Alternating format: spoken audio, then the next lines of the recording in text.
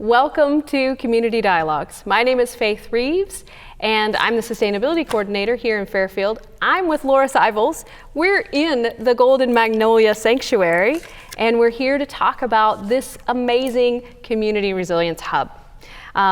This wonderful location has played so many roles in the community when it comes down to, one, being a former place of worship. I think that it still has that essence, that energy going on in here when it comes down to concerts and when it comes down to sound baths and when it comes down to workshops, skill building. But also inside of this building holds so much more. There is a community kitchen that is a pay-as-you-may, a pay-as-you-may, come and have an amazing vegan dinner, a wonderful place for community to gather and be in community. And also it houses our farmers market in the winter. It's, you know, there are just so many connections going on here that I don't think everybody really realizes. Laura, you're on the board here. You play so many roles in Fairfield when it comes down to keeping Fairfield on the sustainability track. You have a lot of knowledge around sustainability. And Laura plays a really important role with the Resilient Action Committee. She's been on the RAC and has helped us with our Foodways group, where we're working around food security, around a resilient local food system. So she plays a really critical role there, and she's also been a part of the land use group conversations as well. But Laura, when did you get plugged into this amazing place, and how did it all come to be? So one of my favorite stories is actually Golden Magnolia is part of why I even came to Fairfield. I was moving to town, or we were just visiting my partner's family who lives a little bit further north. We happened to be driving through Fairfield to look at getting dinner, and it was the same week that the Stone Soup Community Kitchen had opened. And so I was like, oh, this is really cool, a pay-as-you-may, like plant-based kitchen. In this little town, we happened to stop in for dinner, and then we saw that there was a house. We weren't even thinking of moving to Iowa. And then something just aligned, and I was like, this seems like a place for us. I want to live in a community that cares for each other in this way. And so I was living in Washington, D.C. at the time, but I reached out to, at that point, strangers to me on social media, who now are fellow board members, our amazing, Director Tammy. And I was like, how can I help? How can I get plugged in from afar? Started to help with some grant writing whenever I lived in DC, and at the same time, my partner and I were looking at how we could move to Fairfield. And so then when we moved here, I started just volunteering in the kitchen because it was fun for me. And then more and more I recognized some of the needs that we had in the building and how much it just aligned with my values, the organizational values of really like the sustainability being a huge piece and taking care of the community, and even just like the plant-based vegan aspects of really trying to do no harm to anyone in the community. I just knew it was something that I wanted to spend my time and effort to do. I had no idea that now, if you would have asked me 2 years ago that I was gonna live in Iowa and be so involved in this organization, I would have had no idea. But it's just a really special organization. So that's a little bit about us and how I got involved. Whoa, Kismet. This happens in Fairfield. Yeah, it's exactly. Not unusual.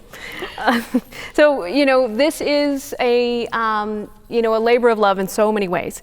And the community pitches in a myriad of different ways. Can you share some of the, heartwarming or funny or touching ways that the community has pitched in to keep this community resilience hub active and going? Yeah, so I think to start to bring it all back, because I think it's at the core of who we are as an organization and how people show up, is Tammy and Adrian, who found the building and knew they wanted to open the organization. I mean, it just was a beautiful church, and they just saw so much opportunity for things like a soup kitchen or hosting community spaces. And they weren't, plugged in. They weren't working directly with the state of Iowa or the organizing, large organizations that usually would fund something like this or push it forward, but they saw the need in the community and they said, we need to do this and we need to make it happen.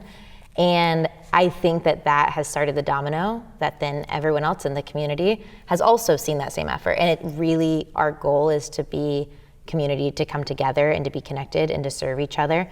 And so I see that through so many things, whether that's in the community kitchen, lots of people bring families and lots of people take care of each other's families while you're there, which is not something a normal family, you can't go out to dinner at a not a normal family, at a normal restaurant. Yeah. And have someone else, look after your 2-year-old that's running around while you're maybe grabbing a bite to eat. And some of those connections that you have and build here is, I think, what makes us who we are. And, I feel like I spend a lot of time here. I get to know a lot of our volunteers, and every time that we have a need, someone new shows up that I've never met, and they know who we are, and they've followed us, and they've been wanting to help. And so I think I'm trying to think of other more specific examples, but I think at the core, it's just the energy that anytime that we're in a place where we need support, which is nearly always, the community does show up, and they'll pop in and they'll give what they can, and whether that's supporting in the kitchen. There was a really sweet couple that we met who they came to our Veg Fest, which was a vegan festival that we host every year as a big fundraiser. And they were from Des Moines, and they saw what we were doing, and they really liked the idea and to do something like this in Des Moines. And I was just volunteering in the kitchen one time, or I was leading, and we had no volunteers that night. And then they show up, and they had driven from Des Moines, and I found out that they had volunteered once before in the middle of a snowstorm. Oh, and wow. They drove from Des Moines during a really terrible snowstorm we had that year to come support in our kitchen. And again, they were here until 9 o'clock when the kitchen closes, helping clean, and then to drive back to Des 2 Moines. hours back. And I just think that's so special, and is at the core of how the community, even the community at large outside of Fairfield, comes together to support and to keep the organization running in all of its different facets. Wow, that is touching. Yeah. I had an opportunity to see Tammy speak at one of Steve Boss's, great taste events, and just there were so many of the volunteers that participate here in the, they were in the audience there, and you could just feel that family vibe. Mm-hmm. There's just this community, this knitting together, a network of family that happens for the volunteers. It was palpable. Yeah, it's really great. And I think one thing that is a goal of mine, we have our Stone Soup Community Kitchen that operates throughout the week. And that's really what we're known for, I think, the most. It's what we started with. It's the most essential program that we have as an organization. And honestly, it's something that we can't really drop because people rely on our food. Like we serve roughly about 150 people a night, 3 nights a week now, which in a town of 10,000, that's a large part of the population. And if that service, if we go away, if we aren't able to serve dinner or too exhausted, there are families that rely on us for food. Yeah. And that's essential to us to make sure that we're always providing that service. But then also as a whole, there's a number of other things that we do, like you mentioned, like we have a number of congregations that will worship in the sanctuary and still use it as a sanctuary place for their, place of worship. We have the concerts. We host community groups like AA meetings or other community groups that need a place to support. And again, we believe our essential services to the community, or things that are fun, like maybe like summer camps or different fundraisers or people that want to use the building. And so the volunteer network that we've had has been mostly through our kitchen. And it's so fun and special to be able to bond over chopping 1 million sweet potatoes. But I long for the day that we have even more services and more, the building is bustling all the time with the community really embracing it as a space that's for us and for them. And I think that volunteer family love will even grow more. I can see that happening for sure. Yeah. So speaking of those 100 sweet potatoes, how do they arrive? Where do they come from? And those of us farmers and gardeners in the community that are interested in helping out, how can we participate? Yeah, so a lot of our food, as much as possible, we try and rely on food donations. So that's another reason why having a plant-based kitchen. One, it aligns with the ethical values, but also it's a lot simpler to receive donations that comes from the land, and it grows abundantly around us, and to work with local farmers. And so people, whether it's a small garden, will drop off, 10 zucchinis that they might have, or we've had some relationships with some really great farms around that have supported us consistently through CSA boxes. We can always use donations of produce, or if people want to purchase things like rice or beans or any of those, they go such a long way. And we use it in our community kitchen, or sometimes if they're in small batches, like I know Bob Ferguson, a member in our community, he's had a lot of green beans recently and we have a community fridge in the back that's 24/7 available. And I feel like every other day I'm seeing more green beans from the garden that are going into the community Thanks, fridge. Bob. That's more people that are getting access to fresh produce that you don't normally get if you're maybe in a place of food insecurity.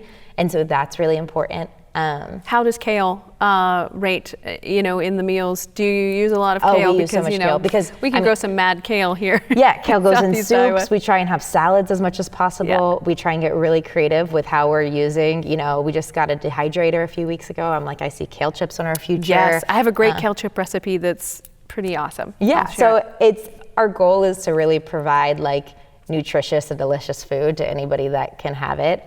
One story that I love that also goes back to kind of how the community supported is when I had just found about Golden Magnolia and the Stone Soup Kitchen that first time, like a week that we opened. My mother-in-law is actually a farmer up in Washington County, and so she has a farm and was also working full-time, and she was just overloaded with tomatoes and I think kale and maybe some spaghetti squash, but I remember it was a ton of tomatoes, like so many tomatoes. They were just rotting on the vines. And after I came home and I was like, I found this really cool, pay what you may, like plant-based kitchen. And she called and she was like, I have tomatoes rotting on the vine. I don't have the physical energy to harvest, but if you can have somebody go down and harvest. And so Cheyanne, our amazing kitchen director, drove down and she picked all of the tomatoes and it was able to serve 100 people that night for a tomato soup. And she was so happy because as a gardener, like you put so much time and effort into the land that you're cultivating, and to see it rot and go to waste or not serve people is not what anybody wants. Right. And I just, again, that was another domino that led to me moving here, is it just felt like a hug of like the community coming together, the land coming together to serve each other, and do what we can to fix gaps in the community, whether that's gaps of hunger or gaps of connectivity or gaps of not wanting to see the food you work so hard to go to waste. Your hard, your hard worked farm actually be utilized and feed and nourish your community. Yeah. So cool. So volunteers. So you have volunteering in the community soup kitchen. How many nights a week is the kitchen open? So the kitchen's open Thursday, Friday, and Saturday nights from 5:30 to 8. So that's when we are actively serving food on the pay what you may basis. So if anybody wants to come in, it's for everyone. So there's no means to come. One thing I really love, I will get back to volunteers, but one thing I really love is sometimes I don't want to eat out because I can't afford it, and after a long day of work, I'm like, that's exhausting. But I also like having a place, I could afford it to go out to eat, but it's like the mental gymnastics of like, where is that in the budget and how does this work? And to be able to go and know, I could pay a more reason, like I can pay $5 and you can't eat out anywhere for $5 anymore. And then for me, I'm like, that's so great for my mental health after a long day. And so I just want to reinforce that like everyone is welcome to our Stone Soup Kitchen. And that food was cooked with love, and there was laughter going on in the kitchen. It's like, it's imbibed. Yeah, exactly. And it's like, and I don't have to do any dishes, and I don't have to clean, and I'm still eating something healthy. I'm not, running through fast food and getting something that's not going to like nourish me. And so Thursday, Friday, and Saturday nights from 5:30 to 8 is when dinner is served. And so we also have volunteer positions from 5 to 9 on those days. Any volunteers can sign up on our website, but also we have people that drop in all the time. And it's not as preferred because we like to know, our kitchen director prefers to know when she's gonna have help or when we might need to ask for more. But there's lots of people that drop in, and that's so also nice when you think you're not gonna have anyone and then 4 people show up and can help run. We really need around 3 to 4 people a night to run the community kitchen because you have to have people serving, we're cooking for the next day, we're doing all of the dishes, and there's many nights where it might just be the kitchen director and maybe, trying to get one other person to come. And so that can be a challenge, especially I think on Thursday and Friday nights is when it's a little bit harder during the week. But then we also have a day shift for anybody who maybe there's businesses out there that are watching this and you want to support your employees and being able to volunteer, or people who have time during the day on Wednesdays from 1 to 3:30, and that helps prep our food for the whole week. So that's a lot of, it's not, if maybe the serving aspect, the people aspect is more of your thing, or the dishes, there's not a lot of dishes on Wednesday. It's just a lot of, chopping, cooking, working, and we do a lot of training and educating of the best way to cut an onion if that's not something you're familiar with. You can build skills in the kitchen. Yeah, it's really a fun, I find it very therapeutic to be there and just be chopping a million sweet potatoes, in that process and just talking, and it's just a very healing thing for me. And if you haven't had a chance, and if maybe being in a kitchen is daunting to you, encourage you to come out and see if it's something that you would enjoy. Yeah, you can have a bridge training. Yeah. Bridge event. So are volunteers only needed in the kitchen? No, we need volunteers everywhere. So right now we're largely a volunteer-run organization.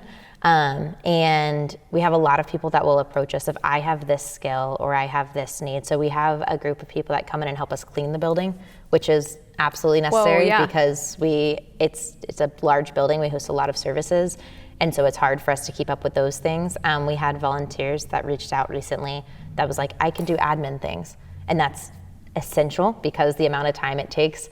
We don't have specific volunteer roles that you can easily sign up for on the website outside of the kitchen just because it's not a set, but we always need help in running, the books and picking up donations. So we've had farmers that have reached out to us and say, just like I was saying, I have food rotting on the vine, but if we don't have the capacity, if our kitchen director, is running the kitchen, then we can always use volunteers like that. So just if anybody has other skills that you think might be of interest, that is absolutely necessary because honestly, we're a little exhausted. Yeah. So go to the website, which is goldenmagnoliasanctuary.org. And the Facebook page also, you can sign up there for volunteering. And then how do you fuel all of this? We know that you can donate food. We know that we can pay as we may when we participate in the community soup kitchen or for the swap and shop or the other fundraising type events. But how else can the community help fuel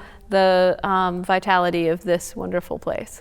So, I think there's a few different ways. One, like you said, the food, the time of volunteer time. Our time is very valuable here. And if you have time that you're able to give, whether that's helping clean, whether that's helping sort, whether that's helping make flyers or help us run our social media, all of those things would be so valuable.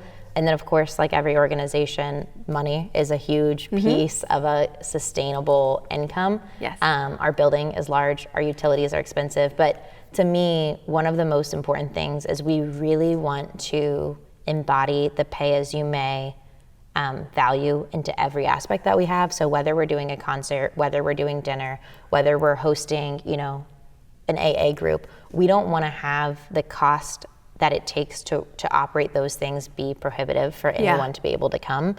But in order to do that, it's really hard. We need consistent monthly budget to be able to say, we know we can keep the building open.